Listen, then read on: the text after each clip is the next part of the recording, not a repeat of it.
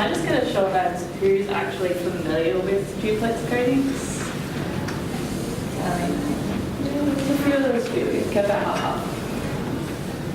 So what we're going to go through today is a basic overview of coatings, starting with the definition, why people use them, how they should be selected, an overview of the systems in 2312, some do's and don'ts related to design, communication, service preparation and inspection, and finishing with a few successful case studies.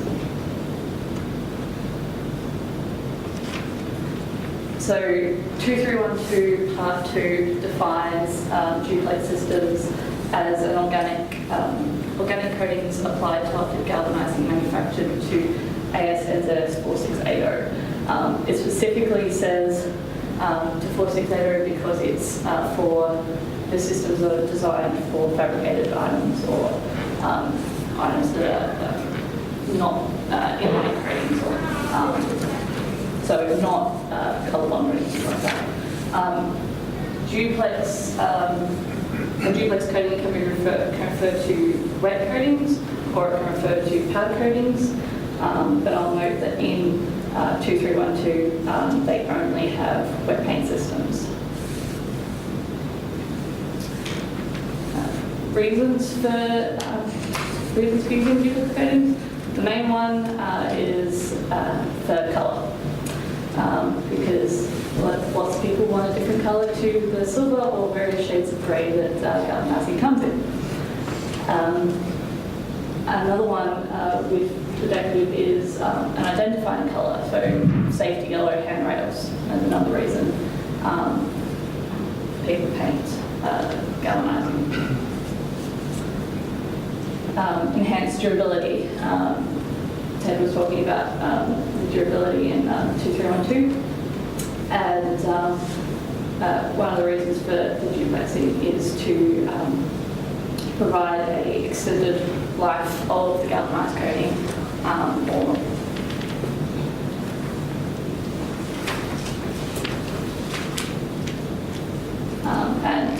So it has a synergistic effect. So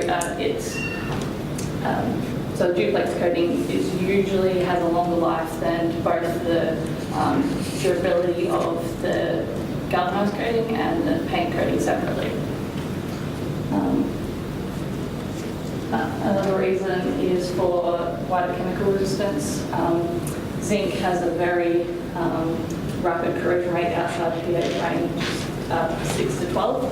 So it doesn't like acid very much, and it doesn't like very alkaline chemicals. So if there's like a splash zone, something's going to be splashed with acid, you might use a duplex system. My example here is a desalination plant, and they've painted the bottom of the beams that are more susceptible to splashing of the brine and salt water.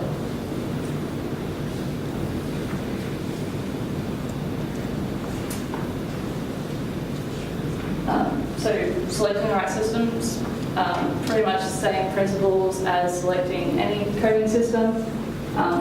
Identifying your corrosion, general corrosion environment, where is it located, how corrosive is that general environment.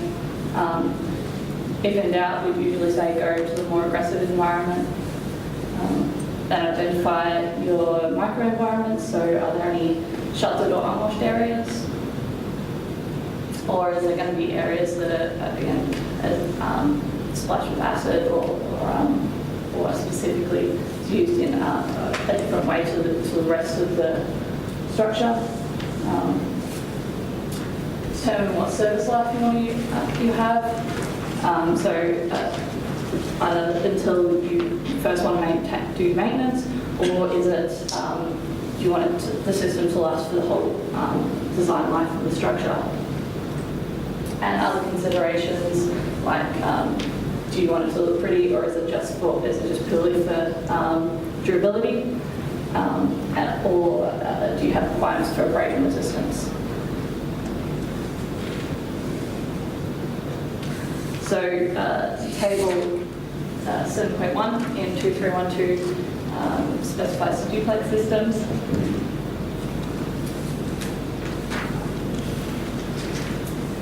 And I should note that if none of your requirements are met by any of these systems, these are just general recommendations, and yeah, if you need other requirements met, you should speak to your paint manufacturers because they'll have other specifications.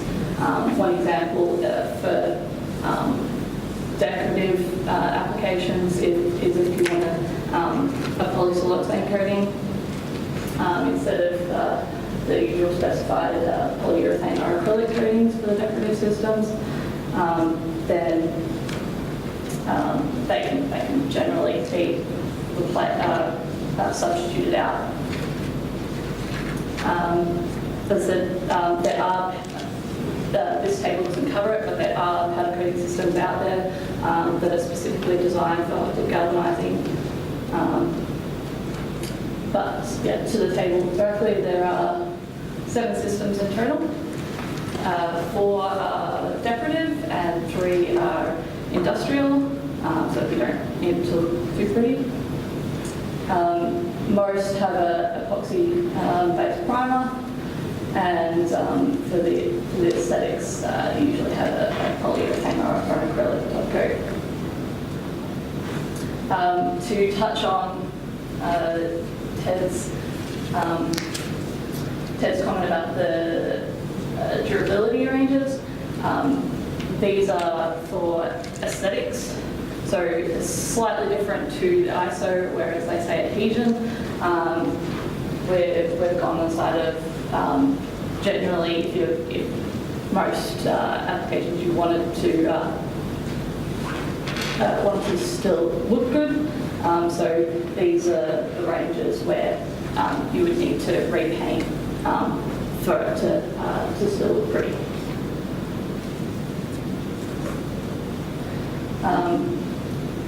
Telling you a few of them. So the first one, I should say, point out, the D designates decorative and the I designates industrial.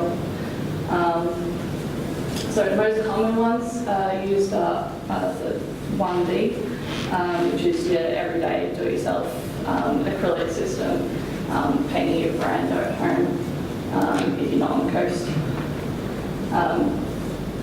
2D, which is if you want a bit more of a commercial coating. So my example there is a suburban shopping centre that wants some durability as well as to look good. And 4D is for your more corrosive environments. So generally speaking, they'd be used in C4, C5. And so examples, indoor swimming pool, or common question I get asked is houses on beachfront. And you'll notice that anything that's for C4 and above has a higher total coating thickness, and that's because it creates more of a barrier for the salts and sprays. And for the more corrosive environments, if there's a thinner coating, it generally has an adverse effect in those more corrosive environments, and you tend to get a lot more salt and water going through, permeating through the coating and attacking the galvanizing underneath.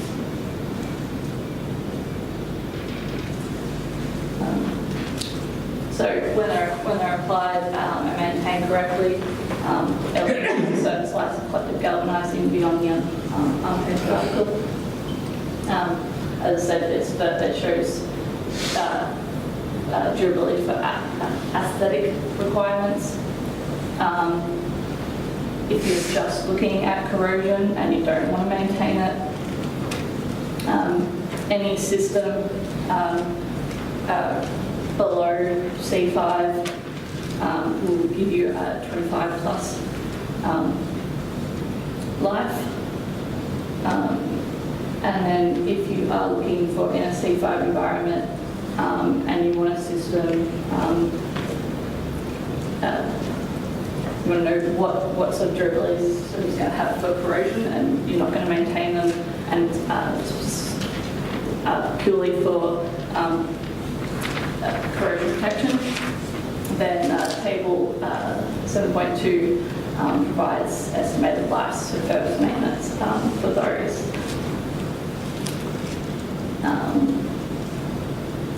I think it has only the industrial preppings, because generally you're not going to generally not looking for aesthetics in those situations. So good example is the industrial facility where you don't have a lot of access for major repairs, and yeah, you know, aesthetics finish isn't critical.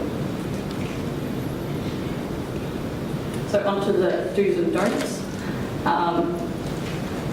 Design and communication. Design is a major influence, can be a major influence on the galvanizing quality. But if you get the design right and you speak to your galvanizer, if you have a good HDG quality, then you can, in turn, you get a better paint finish. So, and communicating to both the galvanizer and the paint applicator during the design stage, so they usually identify potential limitations in their processes or concerns they might have about the design. At a minimum, in 4680, the galvanizing standard, we ask that the galvanizer should be informed at the time of order that the product's going to be painted afterwards. This will allow them to make modifications if they need to, or to further inspect the item to make sure that it will meet your quality requirements. A lot of the time, but obviously it's not going to, if there needs to be a big design change, it won't happen at that stage. But they'll be able to warn you that if there's going to be issues.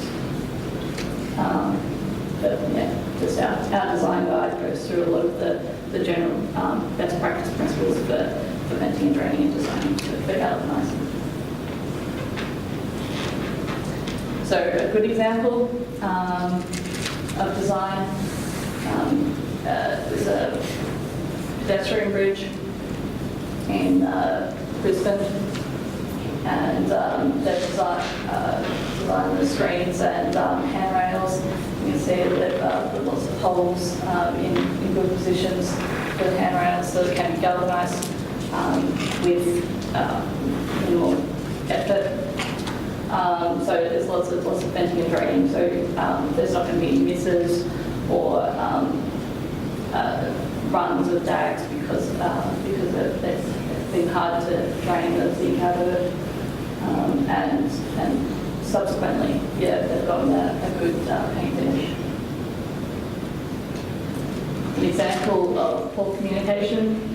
This was a job that was specified on one side of the country and was fabricated and galvanised on the other.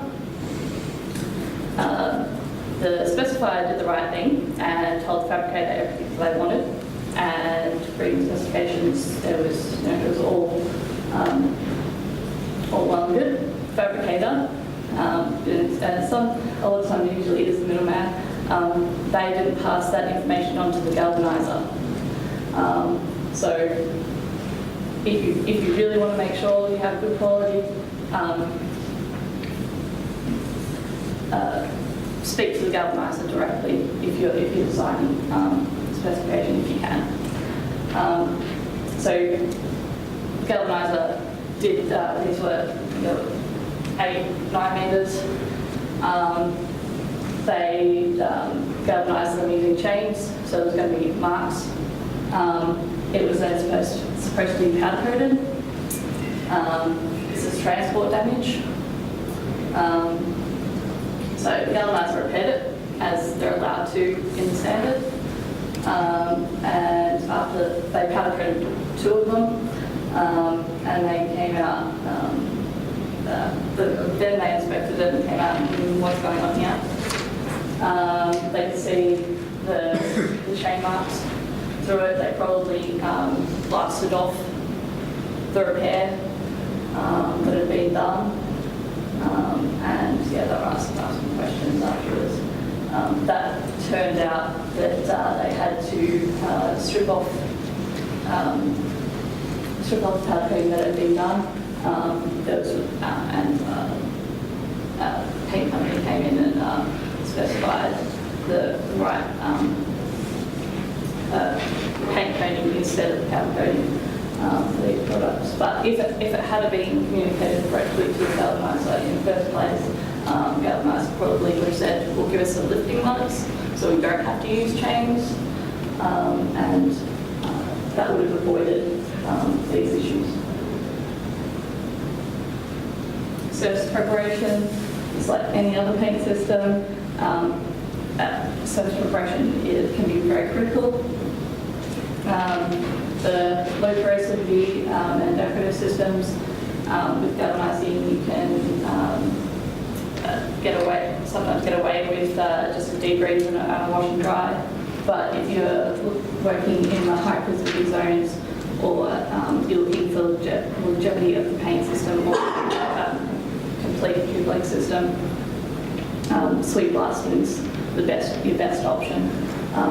Other options used in different countries. I know New Zealand, there's a few companies that like to use edge primers, and they've worked pretty successfully. An edge primer was used for these, as well as polysiloxane top coat as well. And this is one of the shopping centres. I think it's near Auckland. In the UK, they use a watered solution, not available in Australia, but they swear by it. So there are other options out there. For powder coating, there's usually 2 options, depending on the powder coater. Some will just sweep blast, others will do chemical pre-treatment, some will do both. If they're doing a chemical pre-treatment, the quench solution can interfere with that, so generally good to ask the galvanizer not to quench if where possible. Otherwise, you would need to blast before you chemically pre-treat. Degassing or outgassing is critical with powder coating galvanizing to avoid pinholes or other defects. I can go into that in more detail if you ask me later. I won't now. But yeah, it's pretty important to take out moisture.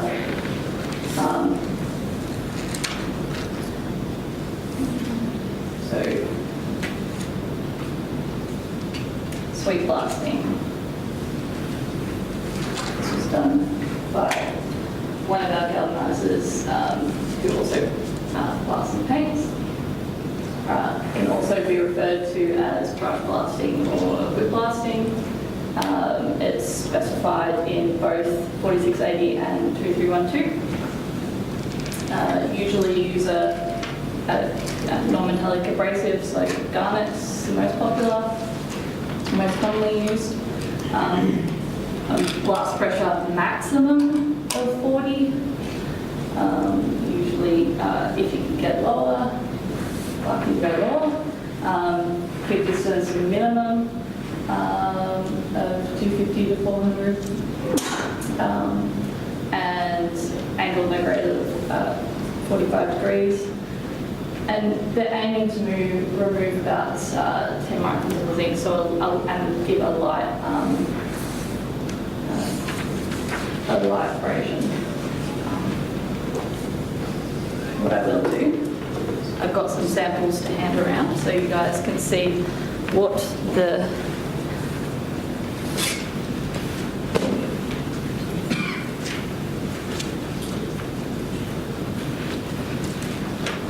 coatings actually look like. Okay.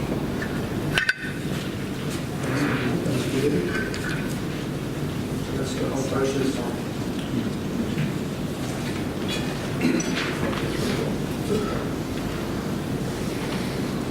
So you can have a feel and see what the whip blasting actually feels like, looks like.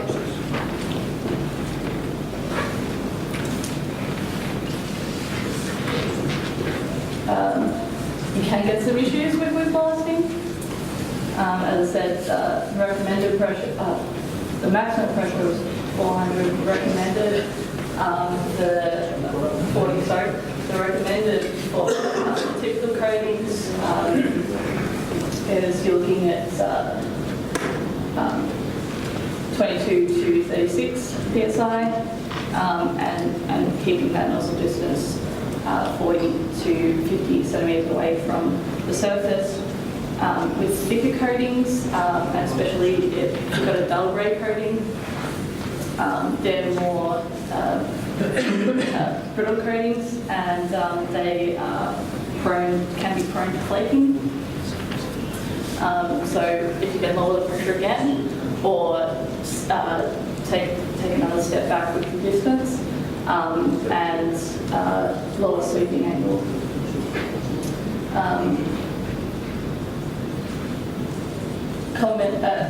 So that's what it looks like. This one in particular, this was done by someone who used, I think it was steel grip at 100 psi. So what you usually do for bare steel, and they wondered why it flaked. And they told me, but we've been doing this for years. But obviously hadn't encountered a particularly susceptible to this coating.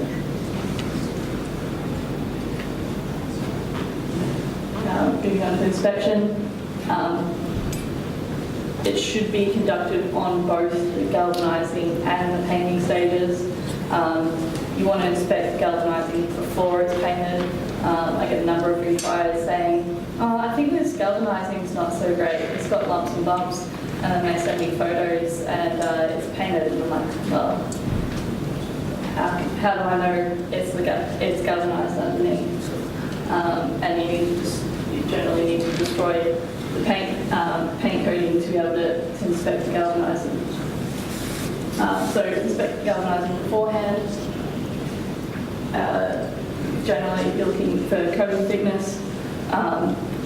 If there's any lumps or runs that need to be removed, and if there's any areas that need to be repaired, make sure they're going to be compatible with your primer. During the painting, another reason for knowing your coating thickness of the galvanising is generally most gauges will only read the total thickness of both the paint and the galvanising. So if you get an average of galvanised coating, you can subtract that and find out what your paint coating is. I know there is one gauge that I'm aware of that is able to differentiate between the two. So, during painting, one thing I'd recommend is measuring wet film thickness, because that'll give you an indication of how much paint you put on and how much the dry film thickness is going to be.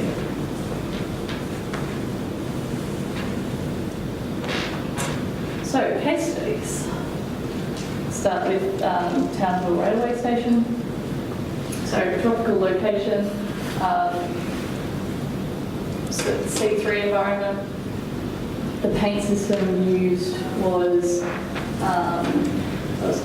galvanized papers and epoxy, and then polyurethane. It was done for both aesthetics and durability. Public place, they didn't want to maintain it too often, and they wanted to look nice. It opened in September 2003, so it's now 14 years old.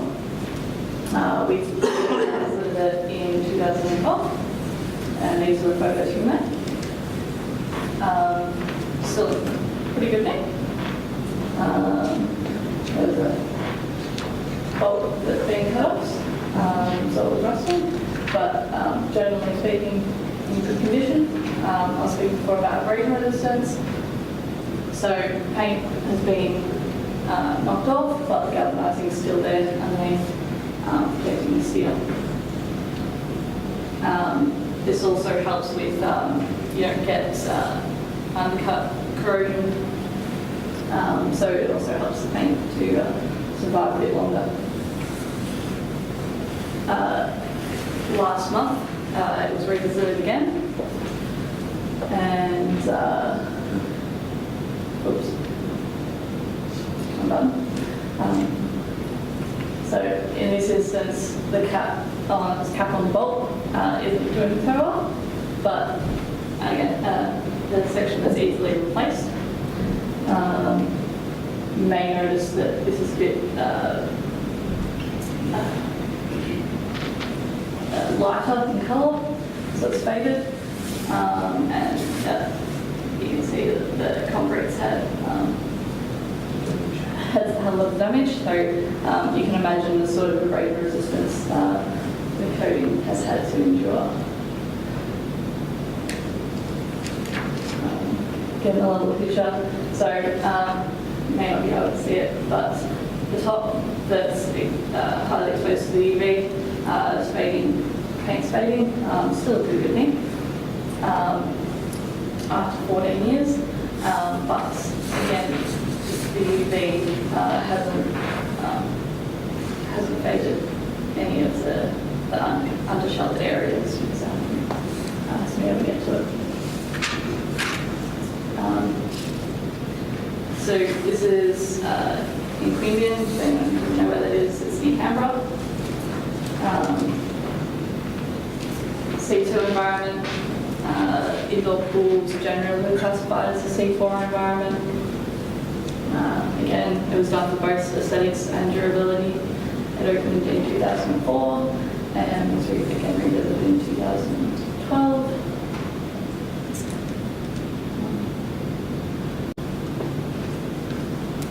Close-ups, still in really good condition.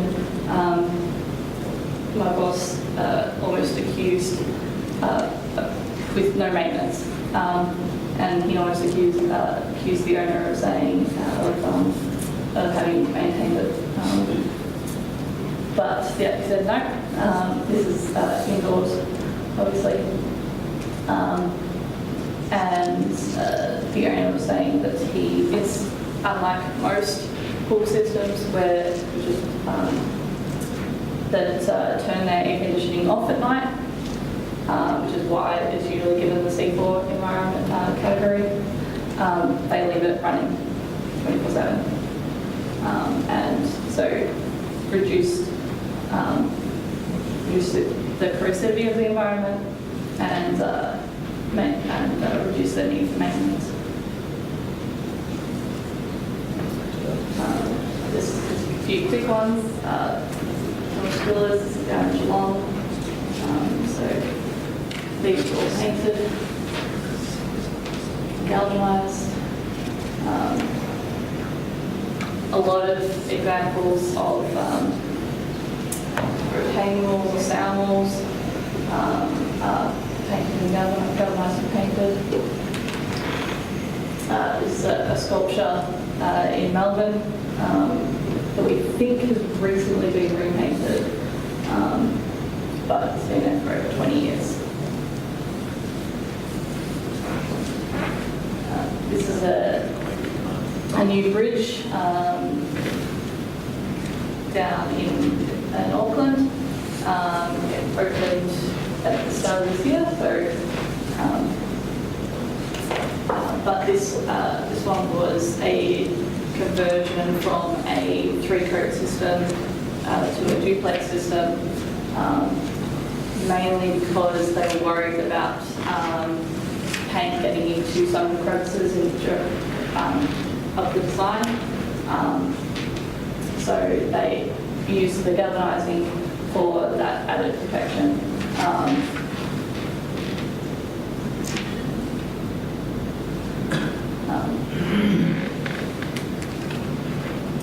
Making some refurbishments, so is another reason or another way duplex systems occur. So in this case, this is in Auckland, down in the Quay, the ferry terminal.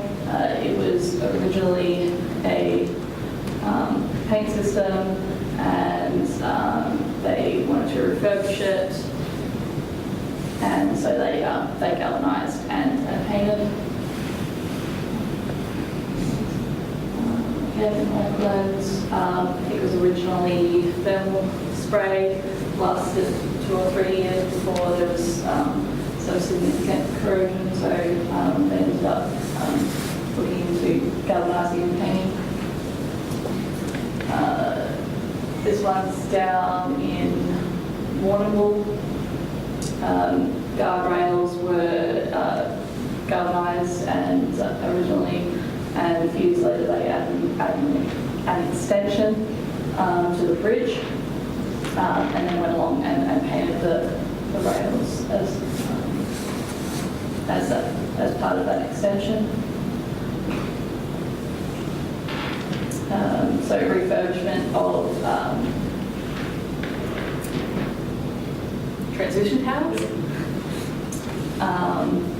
and remind me, this is in Hobart. That one's, the top one I think is Portland.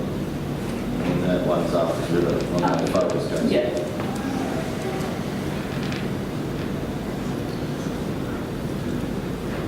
So just in summary, yes, you can paint galvanising successfully, no matter what some people tell you, if you do it correctly. Why they do it, for decoration and aesthetic and durability. If you specify based on the environment and service life, there are recommended systems in 2312 that you can also talk to your painters. We're actually in the middle of discussing with a number of paint manufacturers and trying to produce a product guide to go with the 2312 systems. If you have good design and early communication with the galvanisers and painters, you'll end up with a better quality finish and a longer life. Surface preparation is highly important to durability, and as is inspection of both the ducted galvanising and the paint systems. And there's many cases of success.